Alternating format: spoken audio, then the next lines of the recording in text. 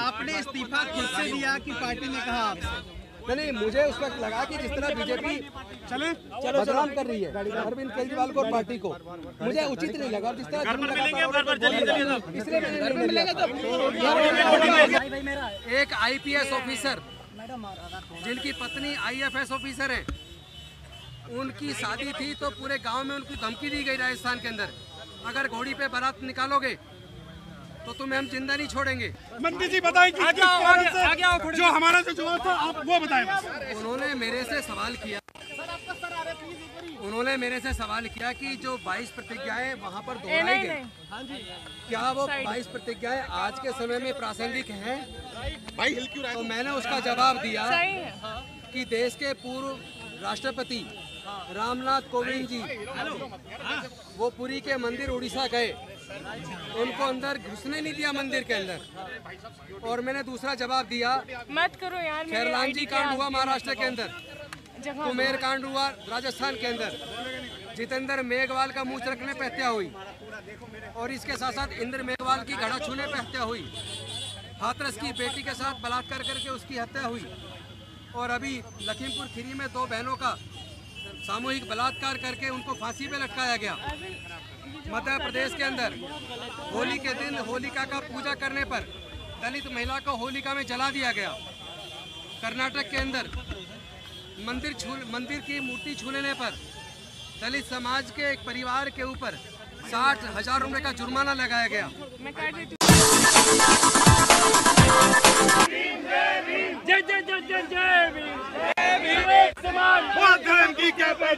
ये देखिए बौद्ध धर्म की नारीबाजी यहाँ पर हो रही है। मानव मानव एक समान। एक मिनट स्पीच देने दीजिए सर, थोड़ी स्पीच देने दीजिए सर को। अगर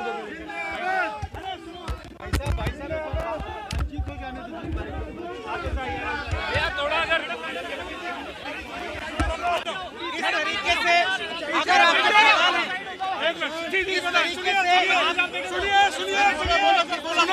सुनो, आज जो है मंत्री जी को बुलाया गया, उनसे पूछताछ की गई और जो बड़े नेताओं के इशारे पर आज मंत्री जी को बुलाया गया है, जिसमें उन्होंने हमसे कुछ सवाल पूछे हैं, उन सवालों का जो जवाब दिया गया है वो जवाब आपको मंत्री जी देंगे। मंत्री जी बताएं कि जो हमारा जो जवाब था आप वो बताएं। उन्होंने मेरे से सवाल किया कि जो 22 प्रतिज्ञाएं वहाँ पर दोहराई गई, क्या वो 22 प्रतिज्ञाएं आज के समय में प्रासंगिक हैं? तो मैंने उसका जवाब दिया कि देश के पूर्व राष्ट्रपति रामनाथ कोविंद जी वो पुरी के मंदिर उड़ीसा गए, उनको अंदर घुसने नहीं दिया मंदिर के अंदर। और मैंने दूसरा जवाब दिया, मत करो यार, खैरलांजी कांड हुआ महाराष्ट्र के अंदर, कुमेर कांड हुआ राजस्थान के अंदर, जितेंद्र मेघवाल का मुंह रखने पे हत्या हुई, और इसके साथ साथ इंद्र मेघवाल की घड़ा छूने पे हत्या हुई, हाथरस की बेटी के साथ बलात्कार करके उसकी हत्या हुई, और अभी लखीमपुर खीरी में 2 बहनों का सामूहिक बलात्कार करके उनको फांसी पे लटकाया गया। मध्य प्रदेश के अंदर होली के दिन होलिका का पूजा करने पर दलित महिला को होलिका में जला दिया गया। कर्नाटक के अंदर मंदिर की मूर्ति छूने पर दलित समाज के एक परिवार के ऊपर 60,000 रुपए का जुर्माना लगाया गया।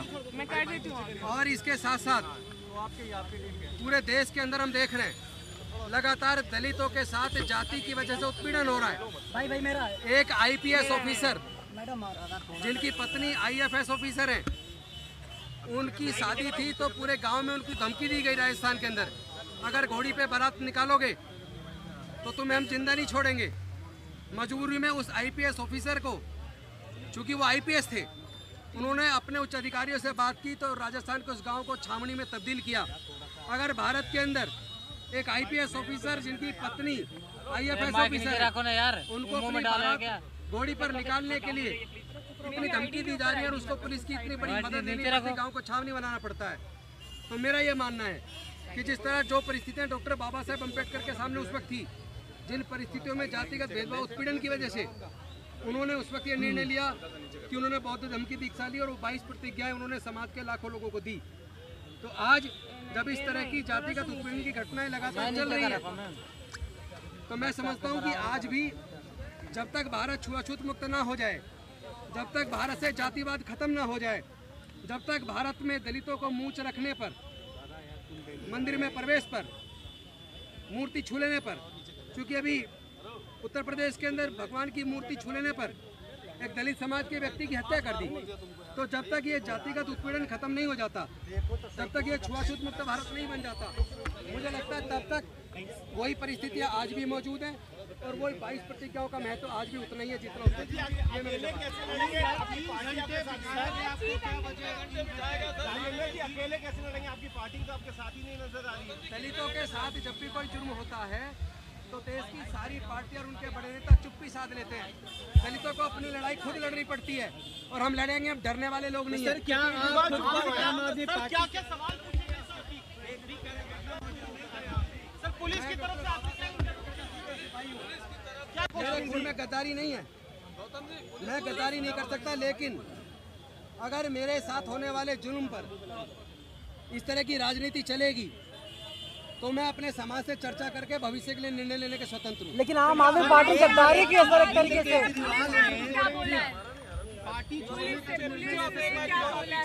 मैं डॉक्टर बाबा साहेब अम्बेडकर जी के बनाए रास्ते पर चलता हूँ। मैं समता सैनिक दल का जवान हूँ। मैं भारतीय बौद्ध महासभा मिशन जय भीम का एक सच्चा कार्यकर्ता होने के नाते, एक कट्टर अम्बेडकरवादी होने के नाते, और चूंकि मुझे भारत के संविधान जो डॉक्टर बाबा साहेब अम्बेडकर जी ने बनाया उसमें मेरी गहरी आस्था है, इसलिए मैं किसी भी प्रकार का गैर कानूनी असंवैधानिक काम नहीं करता हूं। लेकिन जो लोग हमारे समाज के ऊपर उत्पीड़न करते हैं, मैं उनको एक और आज आह्वान कर देना चाहता हूं, बता देना चाहता हूं, अगर उन्होंने भारत को छूआछूत मुक्त भारत नहीं बनाया, अगर भारत से जातिवाद खत्म नहीं हुआ, तो ये 10,000 नहीं, भारत के अंदर करोड़ों लोग बौद्ध धर्म की दीक्षा लेंगे और बाबा साहब का सपना पूरा करेंगे। दिल्ली से लेकर पंजाब तक में आम आदमी पार्टी दलितों के बूते सत्ता में आई, तस्वीरें लगाई उसने बाबा साहब डॉक्टर अम्बेडकर के अपने पोस्टर पे। तो क्या इस पूरी घटना ने आम आदमी पार्टी को एक्सपोज कर दिया है कि वह सिर्फ बाबा साहब की तस्वीर लगा के दलितों का वोट ले रही है, और जब एक बाबा साहब की बात करने वाला व्यक्ति, उसका मंत्री जब मुसीबत में है किसी ना किसी तरीके से, तो पल्ला झाड़ लिया, उसने एक्सपोज हो गई पार्टी। मैं किसी भी पार्टी पर, किसी नेता पे कोई आरोप लगाए बिना एक बात कहना चाहता हूँ कि पूरा का पूरा देश और दुनिया के अंदर कोने कोने से मेरे को लगातार फोन आ रहे हैं। पूरा देश सब कुछ देख रहा है, पूरा दलित, आदिवासी, पिछड़ा, अल्पसंख्यक पूरा समाज एकजुट है और सच सामने आएगा।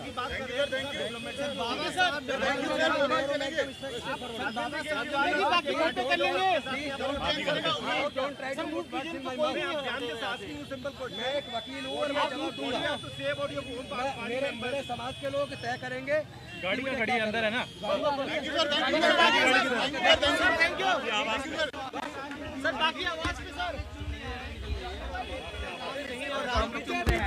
आपका स्टेटमेंट आया कि आप बाबा साहब अम्बेडकर को चुनूंगा, के रास्ते पे चलूंगा, चाहे इसमें मेरी जान क्यों न चली जाए। मैं हर प्रकार के सेक्रीफाइस के लिए तैयार हूँ और मैं पैसे से वकील हूँ, मैं बेरोजगार नहीं हूँ, मेरा कोई रोजगार नहीं छिन जाएगा। आप इस्तीफा देंगे क्या? किस चीज से? आम आदमी पार्टी से, क्योंकि पार्टी खड़ी नहीं है। मैं एक एमएलए हूँ, मैं क्यों इस्तीफा दूंगा? मैं जनता ने जिताया, मैं जनता को धोखा नहीं दे सकता, जनता के मुद्दे उठाऊंगा मैं। सर आपने ये क्यों नहीं वेट किया कि आपको? मेरे साथ मेरा समाज है, मुझे किसी की जरूरत नहीं है। पार्टी छोड़ देंगे अगर न्यायोचित तरीके से मेरे साथ लोग खड़े नहीं है, लेकिन मेरा समाज खड़ा है, मैं बहुत मजबूत आदमी हूँ, डरने वाला आदमी नहीं हूँ। लोग अपना आप दिशा तय कर लें अपनी। आपने इस्तीफा खुद से दिया कि पार्टी ने कहा आपसे? नहीं, मुझे उस वक्त लगा कि जिस तरह बीजेपी बदनाम कर रही है अरविंद केजरीवाल को और पार्टी को, मुझे उचित नहीं लगा। जिस तरह इसलिए मैंने